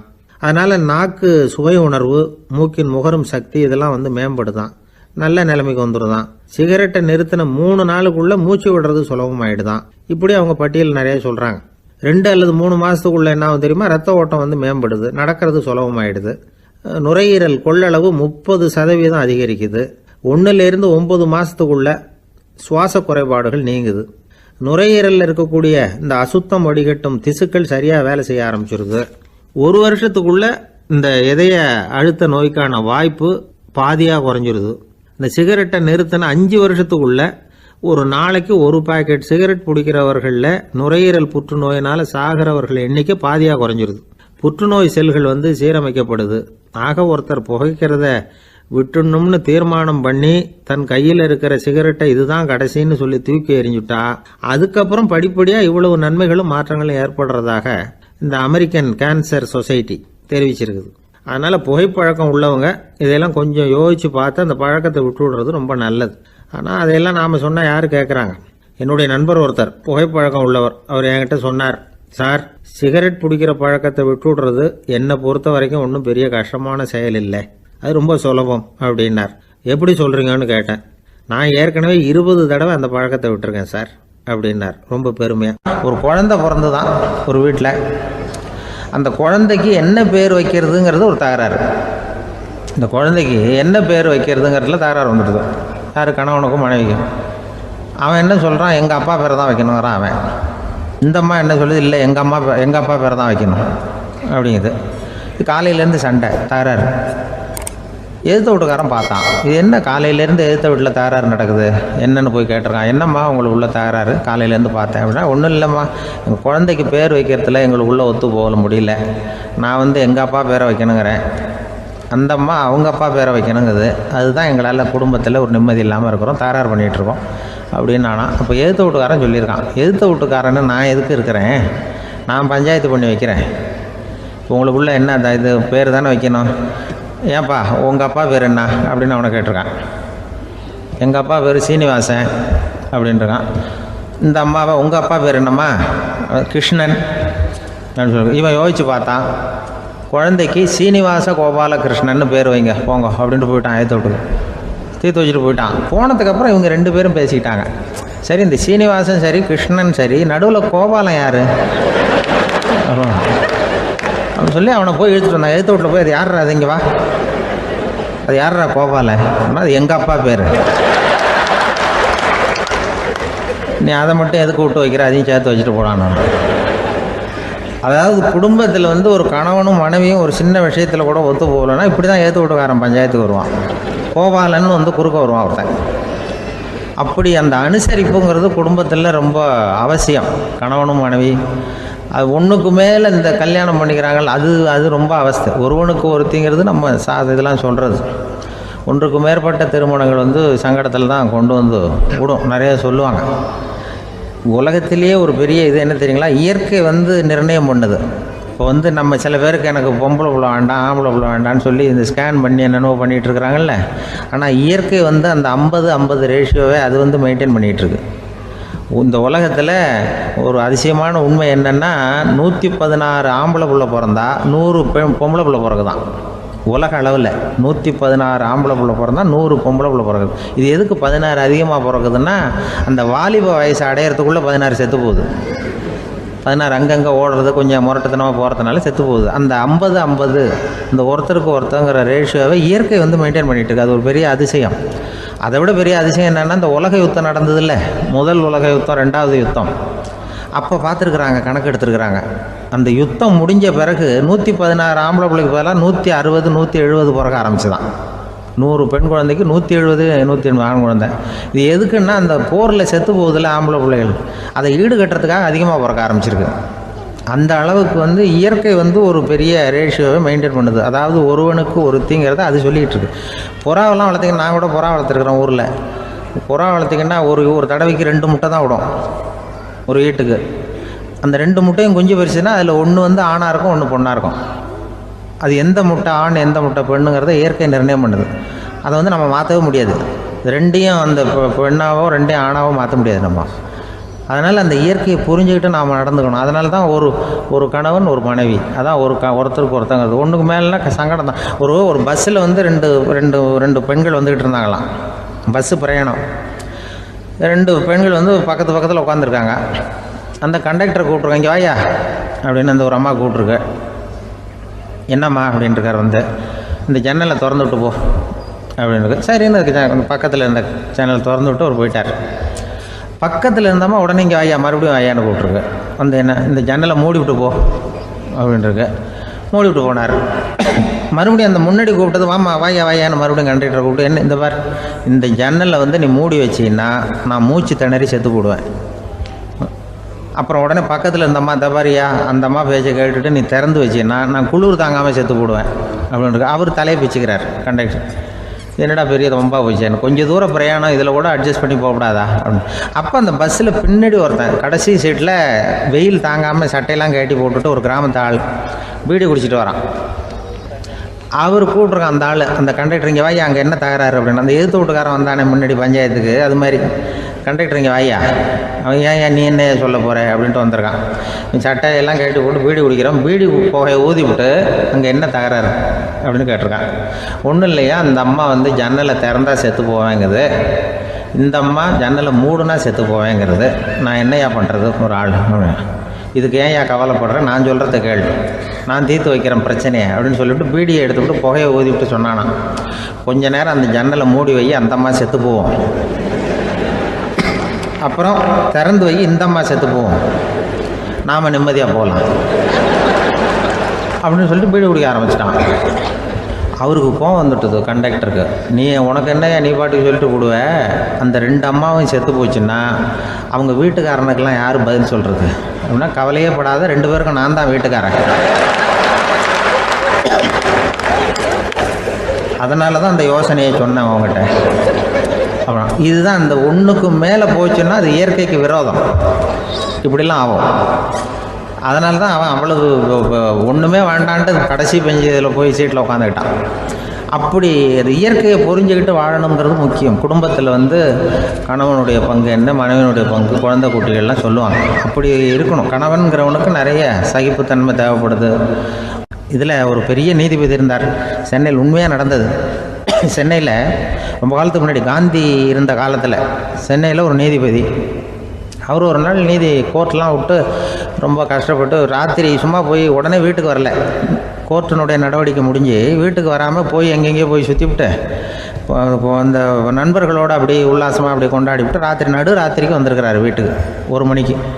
அப்போ அந்த வயசான அம்மா வாசல்லையே காத்துக்கிட்டு இருக்கு. உள்ளே போச்சு நீதிபதி இன்னும் வந்து சேரலேன்னு வாசல்லே நின்றுட்டு இருந்துதான். அப்போ அது வந்த உடனே பலார்னு அரைஞ்சி விட்டாங்களாம் அந்த அம்மா. ஏன்டா அவ்வளோ தூரம் எங்கே போனேன்? என்ன தான் நீதிபதியாக இருந்தாலும் அவங்களுக்கு உள்ள தானே. பலார்னு அரைஞ்சி விட்டாங்க. உடனே அவர் கலங்கி போய் அழுதாராம். மறுநாள் கேட்டிருக்காங்க அந்த பக்கத்தில் இருந்தவங்க, ஏன் நீ வந்து பெரிய நீதிபதி, பெரிய பதவியில் இருக்க, அதனால் உன்னை அவங்க அம்மா அடிச்சிட்டாங்கன்னு அழுதியா அப்படின்னு கேட்டாங்களாம். அப்போ அவர் சொன்னாராம் நீதிபதி, இல்லை நான் வந்து இது மாதிரி எங்கள் அம்மாக்கிட்ட அடிக்கடி அடி வாங்குவேன். எப்போதும் அவங்க அடிக்கிற அடி பலமாக விழும். இப்போ அவங்க அடித்தது எனக்கு வலிக்கவே இல்லை. அந்த அளவுக்கு அவங்களுக்கு வயசாகிட்டுதே, பலம் குறைஞ்சிட்டுதேன்னு நினச்சி அழுதேன் அப்படின்னு இருக்காராம். அதுதான் புள்ள அம்மா பேரில் உள்ள பாசங்கிறது. இதே போல் நான் சொன்னது மாதிரி முன்னாடி ஒரு இறைநேச செல்வர் ஒருத்தர் இருந்தார். ஒரு அம்மா வந்து எனக்கு அப்பா தண்ணி கொடுப்பா அப்படின்ட்டு படுக்கையில் இருந்த அம்மா. இவர் ஏதோ படிச்சுக்கிட்டு இருந்தவர், ஒரு சின்ன இளைஞர். உடனே ஓடி போய் ஒரு குழலையில் தண்ணி எடுத்துகிட்டு போய் அம்மாவுக்கு முன்னாடி நிற்கிறார். முன்ன அந்த அம்மா அதுக்குள்ளே தூங்கி போச்சு. இவர் அந்த தண்ணியை வச்சுக்கிட்டு அவர் பாட்டு நிற்கிறார். விடிஞ்சு போச்சு. விடிகிற சமயத்தில் அந்த அம்மா முடிச்சு பார்க்குது, பையன் தண்ணியோட கையில் வச்சுட்டு நிற்கிறார். ஏம்மா என்னப்பா நீ ராத்திரி பூரா தண்ணியோடு நின்றுட்டு இருக்கிறியா எனக்கா அப்படின்னு. அப்போ அவர் சொன்னாராம், ஆமாம்மா ராத்திரி தண்ணி தாகமாக இருக்குன்னு கேட்டிங்க, உடனே தண்ணி கொண்டு வந்துட்டேன். ஓடி வந்து பார்க்கும்பொழுது நீங்கள் தூங்கிக்கிட்டு இருந்தீங்க. தூங்கிட்டு இருக்கும்பொழுது உங்களை எழுப்ப வேண்டாம், தூக்கத்தை கெடுக்க வேண்டாம்னு நான் நினச்சேன். அதனால் எழுப்பலை. தூக்கம் முழிக்கிற சமயத்தில் உடனே தாகமாக இருக்கும், தண்ணி குடிக்கணும்னு ஆசைப்படுவீங்க, அதனால் தண்ணியை பக்கத்துலேயே வச்சுட்டு நிற்கிறேன் அப்படின்னு அந்த இளைஞர் சொன்னாராம். அப்படியே கட்டி பிடிச்சிட்டு நீ பிற்காலத்தில் பெரிய அறிஞராக வருவேன்னு சொல்லி அந்த அம்மா வரணும்னு சொல்லி இறைவனை வேண்டாங்களாம். அவர் தான் இஸ்லாமிய மார்க்கத்தில், தீன் மார்க்கத்தில் பெரிய ஆளானது.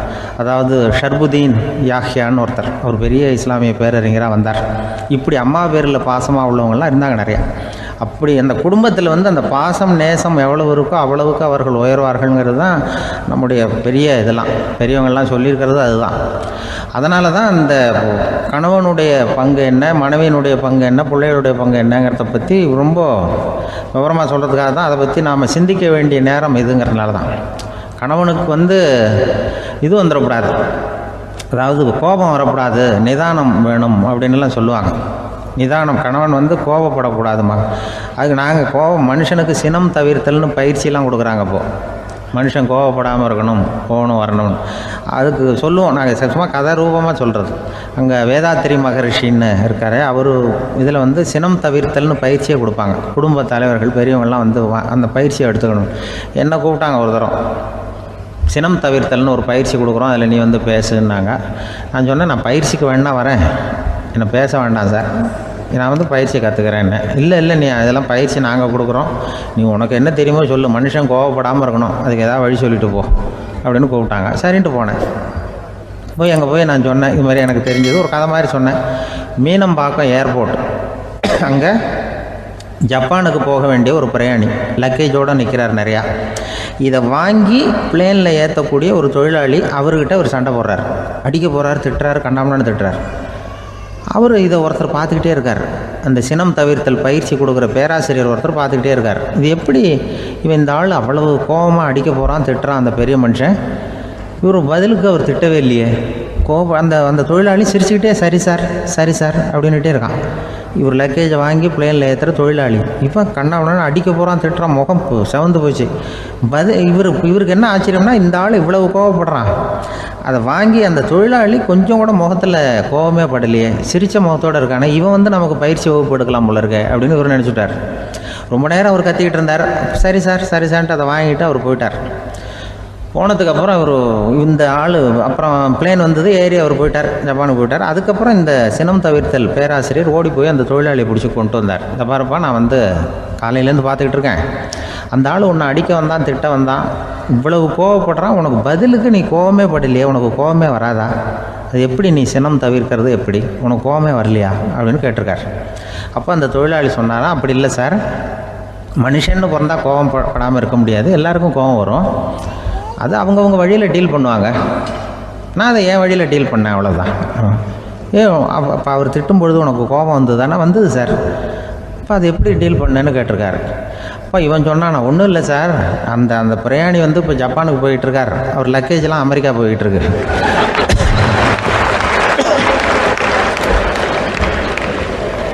இதுக்கு நாம் எதுக்கு சார் அனாவசியமாக அவன்கிட்ட போய் சண்டை போட்டுக்கிட்டேன்? அப்படி மாற்றி ஏற்றி விட்டா அவன் போய் பார்த்துக்கிறான் எங்கேயாவது. அதுதான் நான் சினம் தவிர்க்கிற வழி அப்படின்னு சொன்னாரான். உடனே இதை தான் எனக்கு தெரிஞ்சது கோபம் வராமல் இருக்கிறதுன்னு அங்கே பேசினேன் அந்த கூட்டத்தில். அதுக்கப்புறம் இன்ன வரைக்கும் அவங்க கூப்பிடுறதே இல்லை என்ன. ஏன்னா நாங்கள் வந்து முறையாக ஒருத்தன் கோவப்படாமல் இருக்கிறதுக்கு என்ன வழின்னு சொல்லி கொடுத்துட்ருக்குறோம். நீ இப்படி பண்ணுறியப்பா அப்படின்னு சொல்லி. இப்போ எப்படின்னா, ஒரு 600 வருஷத்துக்கு முன்னாடி மனுஷனுக்கு இருந்த நெருக்கடி இருக்குது பாருங்கள். ஒரு 600 வருஷத்துக்கு முன்னாடி மனுஷனுக்கு எவ்வளோ நெருக்கடி இருந்ததோ அதுபோல் 40 பங்கு இப்போ அதிகமாகிட்டு தான் கண்டுபிடிச்சி சொல்லியிருக்கிறாங்க. அவ்வளவு நெருக்கடிக்கு மத்தியில் நாம் வாழ்ந்துக்கிட்டு இருக்கிறோம். ஒரு 600 வருஷத்துக்கு முன்னாடி என் தலையில் 1 கிலோ வச்சுக்கிட்டு நின்னேன்னு வைங்க, இப்போ 40 கிலோ வச்சுக்கிட்டு நிற்கிறேன். அப்படி ஒவ்வொரு மனுஷனுக்கும் வாழ்க்கையில் நெருக்கடி அதிகமாக போச்சு. இப்போ இந்த நெருக்கடியில் முன்னாடிலாம் யாரோ ஒருத்தர் தான் தியானம் பண்ணுவாங்க. தியானம்னா ஒருத்தர் 2 பேர் காட்டுக்கு போய் தியானம் பண்ணிகிட்டு இருப்பாங்க 600 வருஷத்துக்கு முன்னாடி. இப்போ வீட்டுக்கு வீடு தியானம் நடக்குது. ஏன்னா அந்தளவுக்கு வாழ்க்கையில் ஒரு நிம்மதி வேணும் அப்படின்னு சொல்லி பண்ணிட்டாங்க. அதுக்கு தான் இயற்கை கொடுத்துருக்கிற ஒரு இயற்கையான வைத்தியம்தான் சிரிப்புங்கிறது. இதை பற்றி பெரியவங்கள்லாம் இப்போ ஆராய்ச்சி பண்ணிகிட்டு இருக்கிறாங்க. சிரிப்புங்கிறது நாம் பிறந்து ஒரு 6 மாதத்தில் தான் முதல் தடவையாக விவரமாக சிரிக்க ஆரம்பிக்கிறோமா. நம்ம பிறந்து 6 மாதத்துக்கு, அதாவது முதல் தடவை சிரிக்க ஆரம்பிக்கிறது ஒரு 6ஆவது வாரம், 1.5 மாதத்தில் தான் குழந்தை வந்து விவரமாக சிரிக்க ஆரம்பிக்குது. அப்புறம் அப்படியே சிரிக்க ஆரம்பிக்கிறோமா. அதையெல்லாம் இப்போ கணக்கு எடுத்துருக்குறாங்க. ஒரு குழந்தை ஒரு நாளைக்கு 200 தடவை சிரிக்குதான் ஒரு குழந்தை. பெரியவங்கள்லாம் 15 தடவை சிரிக்கிறாங்களாம். 200 தடவை சிரிச்சுக்கிட்டு இருந்த நாம் அப்படியே குறைஞ்சி 15 ஆகிட்டு. அதனால தான் இருதய நோயெல்லாம் வருது, ஹார்ட் அட்டாக்லாம் வருதுன்னு கண்டுபிடிச்சிருக்கிறாங்க. 200 சிரிப்புக்கு வந்து அது வந்து இயல்புத்தன்மை, மனுஷனுடைய இயல்புத்தன்மை சிரிக்கிறது. அதுக்கு ஜோக்கே தேவைப்படாது. ஆனால் இப்போ காலங்காலமாக நாம் என்ன போதிக்கப்பட்டு வந்திருக்கிறோம்னா, சிரிப்புங்கிறது ஒரு பாவமான செயல். ஒரு முதலாளிக்கு முன்னாடி தொழிலாளி சிரித்தா மரியாதை குறைச்சல், ஒரு கணவனுக்கு முன்னாடி மனைவி சிரித்தா மரியாதை குறைச்சல், அது மாதிரி ஒரு வாத்தியாருக்கு முன்னாடி பையன் சிரித்தா மரியாதை குறைச்சல், ஒரு ஆஃபீஸருக்கு முன்னாடி பியூனு சிரித்தா மரியாதை குறைச்சல், இப்படின்னு சொல்லி சிரிப்புங்கிறது ஏதோ மரியாதை குறைவான செயல்னு காலங்காலமாக நாம் போதிக்கப்பட்டு வந்திருக்கிறோம். இப்போ மரபு ரீதியாகவே அந்த சிரிப்பு வந்து நம்மகிட்ட சிறைப்பட்டுருக்கு தான், அடங்கி போச்சு. அந்த சிறைப்பட்டிருக்கிற சிரிப்பை வெளியில் கொண்டு வர்றதுக்கு தான் ஜோக்குன்னு ஒரு சாவியை போட வேண்டியிருக்கு. வேறு இந்த ஜோக்குக்கும் சிரிப்புக்கும் சம்மந்தம் இல்லை. அதை ஏற்கனவே இருக்கிறத வெளில கொண்டு வரதுக்கு ஒரு சாவி மாதிரி உபயோகப்படுதுன்னு இப்போ அதை பற்றி ஆராய்ச்சி பண்ணுறவங்களாம் சொல்கிறாங்க. ஏன்னா சிரிப்புக்கு ஜோக்கு தேவைப்படாது. இப்போ ஒரு குழந்தை தொட்டிலில் படுத்துருக்குன்னு வைங்களேன், குழந்தை தொட்டிலில் இருக்குது, அது முகத்துக்கிட்ட போய் ஒரு கிளுகிழுப்பை ஆட்டுங்க சிரிக்கும். அந்த கிளுகிழுப்பை சத்தமே சிரிக்க வைக்கிறதுல அதுதான் மனுஷனுடைய இயல்புத்தன்மை. அது என்ன ஜோக்காது? சத்தம். ஒரு கிளுகிழுப்பையை கொண்டு போய் குழந்தை முகத்துக்கிட்ட ஆட்டினா சிரிக்குதே, அதுதான் இயல்புத்தன்மை. அதே கிளுகிழுப்பையை ஒரு தாத்தா மூஞ்சிக்கிட்ட ஆட்டுங்க, கோவம் வந்துடும், அடிக்க வருவார். என்னடா விளையாட்டு இது அப்படிம்பாரு. ஏன்னா அவர் சிரிச்சுக்கிட்டு இருந்தவர், அப்படி இருந்தவர் ஒரு காலத்தில். ஒரு கிளுகிழுப்பைக்கு சிரித்தவர் ஒரு காலத்தில் இப்போ கோவப்படுறாருன்னா அந்த அளவுக்கு நம்ம மாறி போயிட்டே வந்துக்கிட்டு இருக்கிறோம். அதனால் வந்து அந்த இயல்புத்தன்மை மாறாமல் இருக்கணுங்கிறது ரொம்ப முக்கியம். அதுக்காக எல்லோரையும் குழந்தையாக்க முடியாது. மனுஷன் வந்து எல்லோரும் இனிமேல் வந்து வயசுங்கிறது கூட ஆகிட்டே தான் இருக்கும். அதுக்காக குறைச்சிக்கிட்டே போக முடியாது. அதுக்கு யாராவது மருந்து கண்டுபிடிச்சாதான் உண்டு. ஆனால் ஒருத்தர் மருந்து கண்டுபிடிச்சாராம், சொல்லுவாங்க.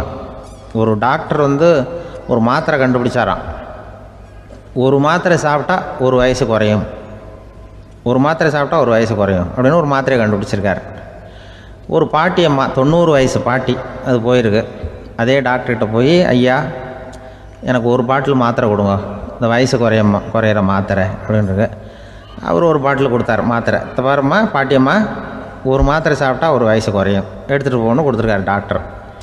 அந்த 90 வயசு பாட்டி எடுத்துகிட்டு வீட்டுக்கு வந்துட்டு மறுநாள் அதே டாக்டர்கிட்ட போயிருக்கு. 30 வயசு பொண்ணாக போச்சான். 30 வயசு பொண்ணாக மாறி அதே டாக்டர்கிட்ட போயிருக்கு. இடுப்பில் ஒரு கை குழந்தை, அது சட்டை கட்ட போடாமல் கட்டவரில் வாயில் வச்சுட்டு உட்காந்துருக்கு. நேராக டாக்டர்கிட்ட போய், டாக்டர் நேற்று வந்தேன், ஏதோ ஒரு மாத்திரை சாப்பிட்டா ஒரு வயசு குறையினீங்க, நான் ஏதோ ஒரு ஆர்வத்தில் ஒரு 30-40 மாத்திரை சாப்பிட்டேன், இப்படி ஆகிட்டேன் அப்படின்னு.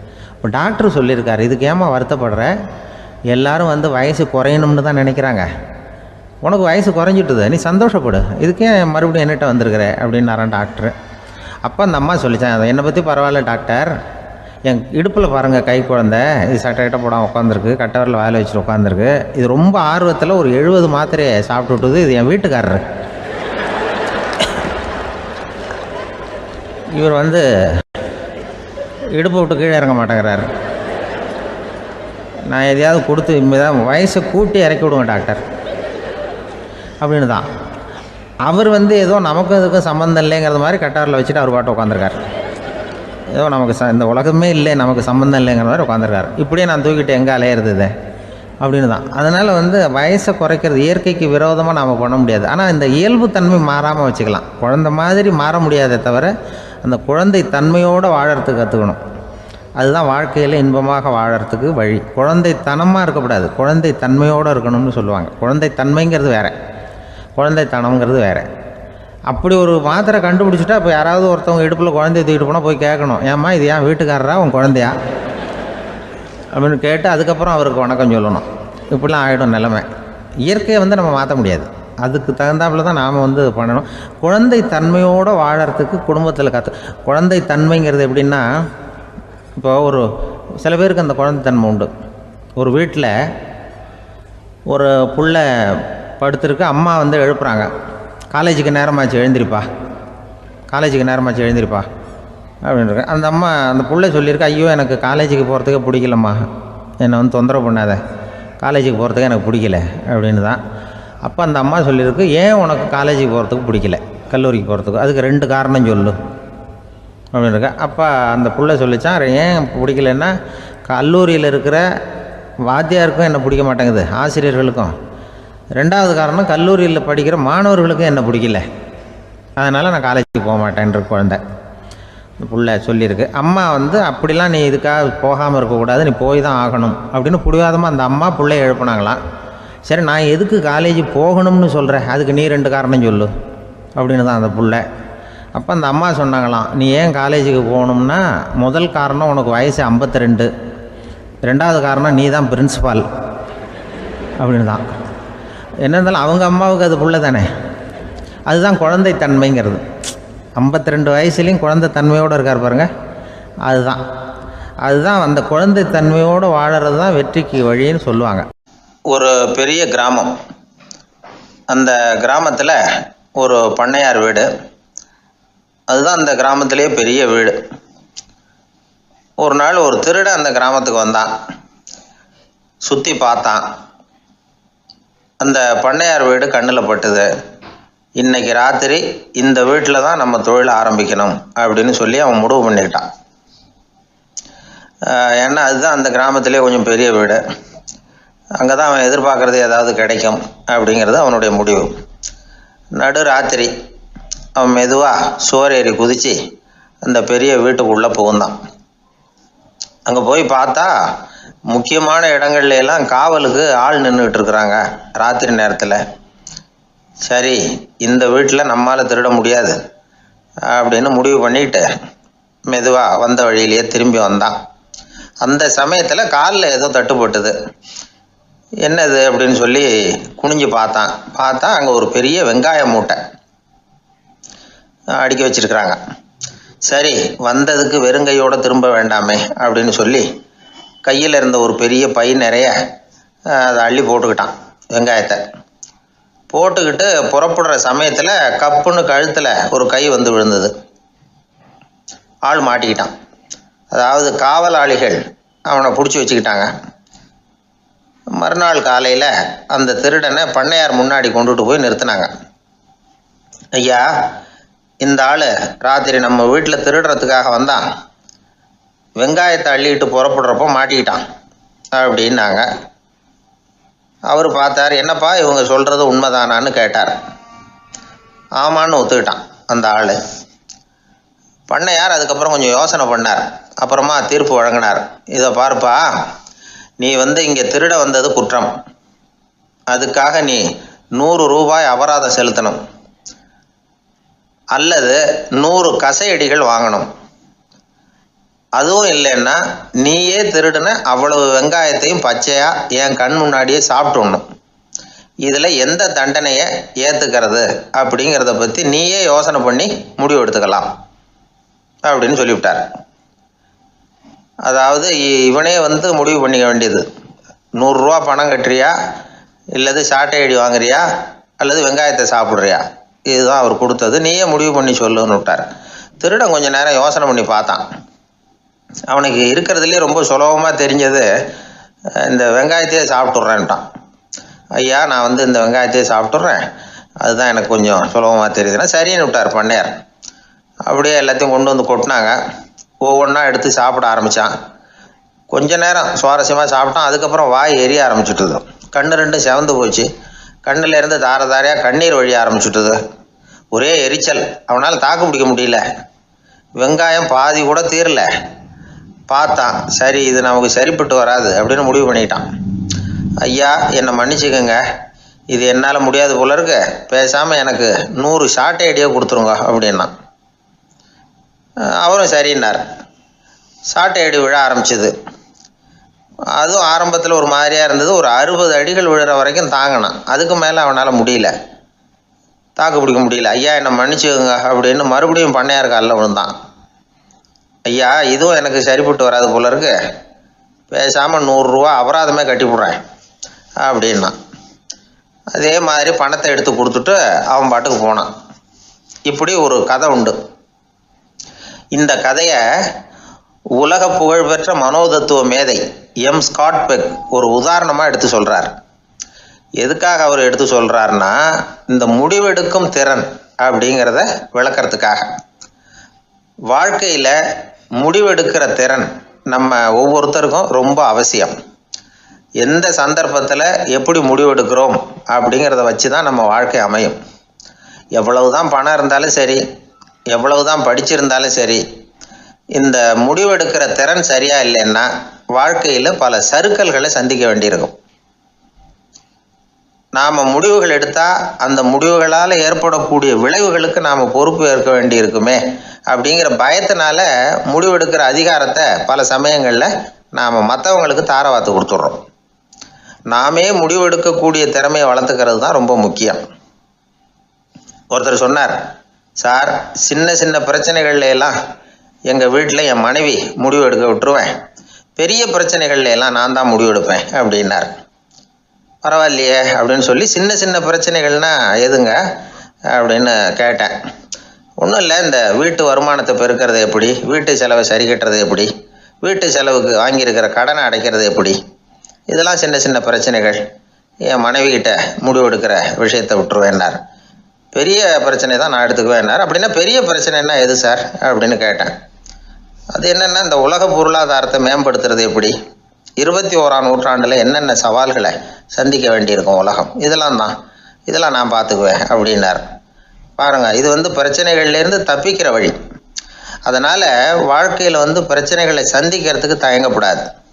அதே மாதிரி சரியான நேரத்தில் சரியான முடிவு எடுக்கிறதுக்கு நாம் கற்றுக்கணும். அது ரொம்ப முக்கியம். ஒரு ரயில் போய்கிட்டு இருக்கு, அதில் ஒரு பெரியவர் பிரயாணம் பண்ணிகிட்டு இருக்கிறார்.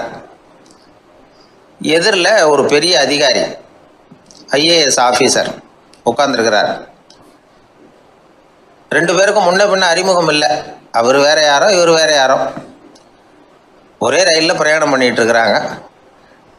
அதுவும் எதிர்த்த இருக்கையில். ஏதோ ஒரு நகரத்தில் வண்டி நின்றுது. 2 பேரும் கீழே இறங்கினாங்க. பெரியவர் ஒரு ட்ரங்கு பெட்டியோட கீழே இறங்கினார். அந்த அதிகாரி கையில் ஒரு சின்ன பெட்டி.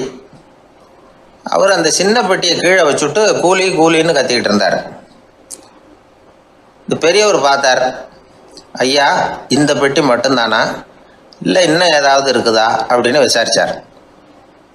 இப்போ அதிகாரி சொன்னார், இல்லைங்க இது மட்டும்தான் அப்படின்னு சொன்னார். இதுக்கு என்னத்துக்காக கூலி ஆள், நானே எடுத்துக்கிட்டு வரேனே வாங்க அப்படின்னு சொல்லி அந்த பெட்டியை அந்த பெரியவர் கையில் எடுத்துக்கிட்டார். எடுத்ததும் 2 பேரும் பேசிக்கிட்டே நடந்து வராங்க.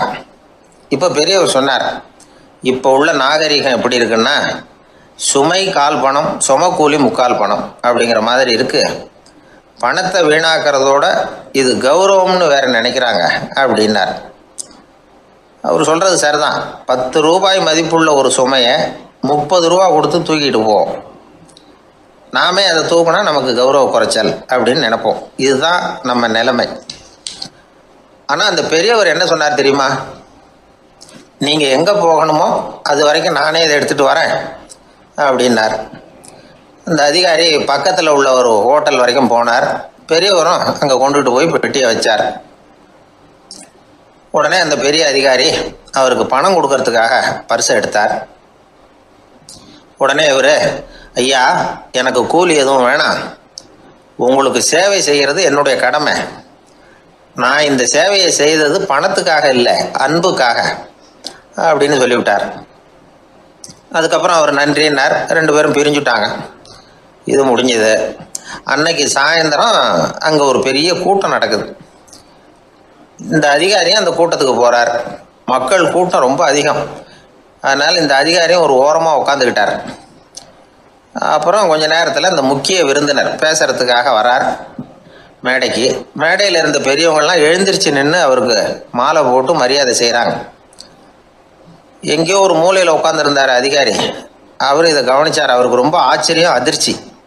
ஏன்னா அங்கே பேச வந்த முக்கிய விருந்தினர் வேற யாரும் இல்லை, இன்னைக்கு காலையில் இவர் பெட்டியை தூக்கிட்டு வந்தார் பெரியவர், அவர் தான். சரி, அந்த பெரியவர் யார் தெரியுமா? அவர் தான் ஈஸ்வர சந்திர வித்யாசாகர். கூட்டம் முடிஞ்சது. அதிகாரி அவரை தேடி ஓடினார். அவர் கைகளை பிடிச்சிக்கிட்டார். ஐயா, என்னை மன்னிச்சுடுங்க அப்படின்னாரு. அப்புறம் சொன்னார், அகங்காரங்கிற கெட்ட புத்தி தான் உண்மையை கண்கள்ல இருந்து மறைக்குது, அகங்காரம் தான் மனுஷனை அழிக்குது. நீங்கள் ரொம்ப பெரிய மனிதர், இருந்தாலும் மனிதத்தன்மையோடு நடந்துக்கிறீங்க. இந்த அன்பு, தயவு, பொறுமை இதெல்லாம் இல்லைன்னா மனிதனாக இருக்கிறதுல என்ன பிரயோஜனம் அப்படின்னு சொல்லிவிட்டு அந்த அதிகாரி போனாராம். மனிதத்தன்மைன்னா என்ன அப்படிங்கிற கேள்விக்கு இந்த பெரியவர் ஒரு உதாரணம். இப்பெல்லாம் அப்படியா இருக்கிறாங்க? ஒரு பெரியவர் ஒரு பெட்டியை தூக்கிட்டு வந்துக்கிட்டு இருக்கிறார். ஒரு இளைஞன் ஓடி வந்தான். கொடுங்க சார், நான் தூக்கிட்டு வரேன்னா. கொடுத்தார். வாங்கி தலையில் வச்சுக்கிட்டான். அப்புறம் சொன்னான், அடுத்தவங்க சிரமப்படக்கூடாதுங்கிறது என்னுடைய கொள்கை அப்படின்னா. அது நல்லது தான்னார் அவர். கடைசியில் பெட்டியை கொடுத்தான். வாங்கிக்கிட்டு பர்ஸை திறந்தார் பணம் கொடுக்கறதுக்காக. வேணாங்க அப்படின்னு விட்டான் அந்த இளைஞன். ஏன்னார்? நான் சொன்னேன் அடுத்தவங்க சிரமப்படக்கூடாதுங்கிறது என்னுடைய கொள்கைன்னு, அதனால் உங்களுக்கு சிரமம் கொடுக்கக்கூடாதுங்கிறதுக்காக வரும்பொழுது நானே உங்கள் பர்ஸை எடுத்து வேணுங்கிற பணத்தை எடுத்துக்கிட்டு திருப்பி உங்கள் பாக்கெட்லேயே போட்டுவிட்டேன் அப்படின்னா. இப்படி